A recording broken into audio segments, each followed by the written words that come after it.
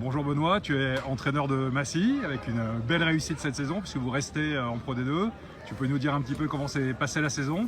Ouais, la saison a été très longue et assez compliquée puisqu'on a repris début mai l'année passée. Donc on avait terminé assez tôt et on voulait bien préparer. On savait que le démarrage allait être primordial. Donc on avait démarré le 9 mai. Donc en fanfare un peu puisqu'on a démarré par un gros match à Carcassonne où on prend le bonus offensif.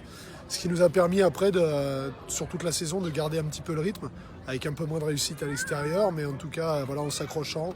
Notre dernier fait d'armes là, c'est la victoire à domicile face à Perpignan qui était leader et qui a ses prétentions pour la montée en top 14.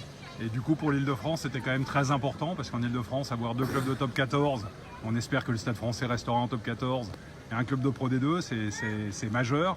D'ailleurs à ce sujet-là, qu'est-ce que tu penses que Massy peut jouer comme rôle du point de vue de la formation en Île-de-France et du point de vue des liens avec les autres clubs? Il faut qu'on arrive effectivement nous à pérenniser ce troisième club professionnel sur l'Île-de-France avec effectivement ces deux clubs phares que sont le Racing et le Stade Français et qu'on continue à former des jeunes, non pas pour se les voir prendre par ces autres clubs ou par d'autres clubs du top 14, mais pour pouvoir les garder.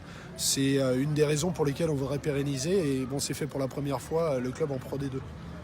Et alors la saison prochaine, elle se prépare déjà, tu commences à y penser ou tu termines la saison et puis on réfléchira un peu après? Non, là ça y est, la saison se termine, même si on veut bien figurer sur les deux derniers matchs. Donc la réception de Biarritz où on espère qu'il y aura beaucoup de franciliens dans les tribunes. Réception de Biarritz, grosse fête, c'est dans 10 jours, je ne sais plus exactement, ça va être le 4 avril ou quelque chose comme ça. Donc début avril, réception de Biarritz, à noter sur les calepins, vendredi soir. On vous attend nombreux et puis après on se déplacera à Colomiers. Encore une fois, on voudrait montrer notre vrai visage, comme on fait depuis un certain nombre de matchs et ce qu'on a fait aussi à Montauban là, ce vendredi. Donc ça sera avec grand plaisir et effectivement la saison se prépare, la saison prochaine se prépare depuis un petit moment maintenant et il faut que le club continue à grandir sportivement au niveau de ses structures, de ses infrastructures.